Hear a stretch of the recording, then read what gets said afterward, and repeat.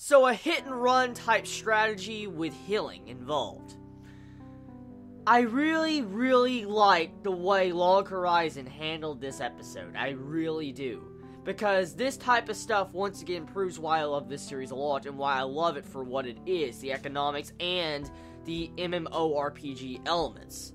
This tactic that we saw the characters use in this episode, once again, reminds me of my old days when I used to play MMOs. Like, I remember those days when I used to kite enemies. Oh god, I remember wow, I used to kite so many fucking enemies. I remember I'd walk and get like 50 guys following me, and then I would lead them and kill people with them. I'd kill regular low levels, and because my enemies are following me.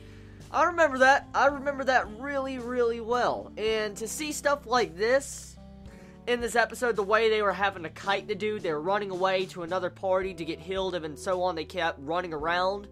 That right there, that tactic actually does get used. I've seen that tactic used before in MMORPGs, and to see how that was used and executed in this episode, once again goes to show and prove that the writer of this series has definitely played MMORPGs and does know how strategies are supposed to be done. This right here, once again, just shocks me. It's a really shocking episode. I mean, if you don't understand RPG mechanics like MMOs to a T, or you don't understand certain tactics, most likely you would not get the grasp of what the true meaning of this episode was. But personally, as a player of an MMO, once again, just seeing stuff like that, getting to see how I saw kiting, healing, running around, and the way they had to work together, that was brilliant. I love the realistic tactics in this series. And the other thing, too, is that the overall ending conclusion of this episode leaves us on something that makes us have to wonder what is going to happen next. I'm not talking about the Shiro thing, the entire Shiro at the end of this episode. I'll get into that in just a moment. I'm talking about the events of how the barrier of the town comes down. And as I talked about it last week, this is actually a really bad thing to happen, because, I mean, now the town is pretty much not a town. Like, it's not currently recognized as a protective safe haven for travelers, adventurers, and stuff like that, because monsters, creatures, demons, whatever type of beast are outside the way to the town can just come into the town from the air, below, wherever, and just attack, occupy. That's exactly what can happen. And so this entire reveal and the way it was developed in this episode shows that there's going to be a lot more trouble in store for the future, because just because, let's say, they can get a party or an army to hold back the beast that can come into Akiba, doesn't stop people from killing people.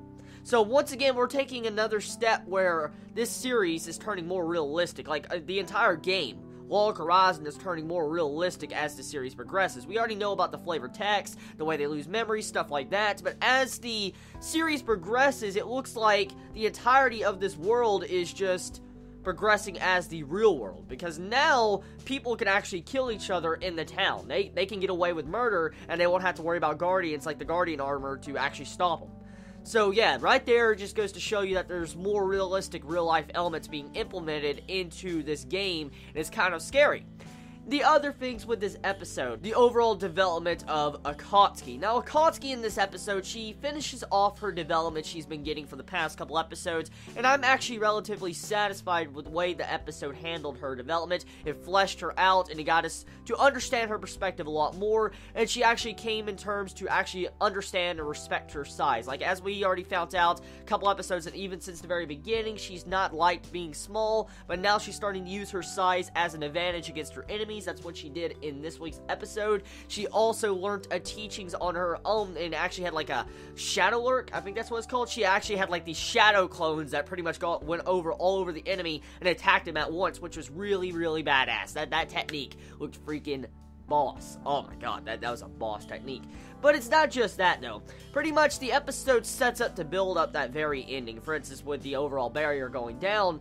But there's one thing I want to bring up before I get into that. Akatsuki gets the blade I theorized that would happen in last week's episode. We all knew she was going to get that katana, we all knew it.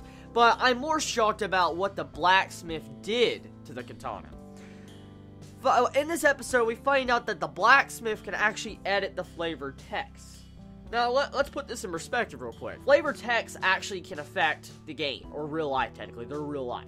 Flavor text does that. And so, you could put some incredibly OP and badass freaking flavor text, and you can make an overpowered character. I mean, the entire wording of that flavor text just makes it to where Akatsuki's, like, almost fucking invincible. Like, she's unbending, unbreakable, she'll have resolve, stuff like that, and I mean, it's just the way the entire description of her flavored text was on her new katana, it makes it to where, like, she's fucking immortal. I mean, that the way it, like, the description of it. So, yeah.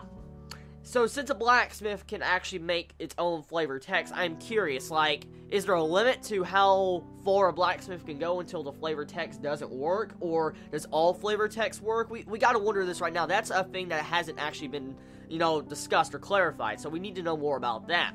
So, yeah, that's pretty much this week's episode besides the end, which I need to talk about right now. At the end of the episode, the very final part of this episode, we get an update status on Shiro, and it seems like we're going to be changing our point of views to him next week, which is really good. Everybody that's been a very big Shiro fan and wanted to see what's going on with him is going to be very happy next week because we're finally getting on to the events of whatever's going on there in the raid dungeon.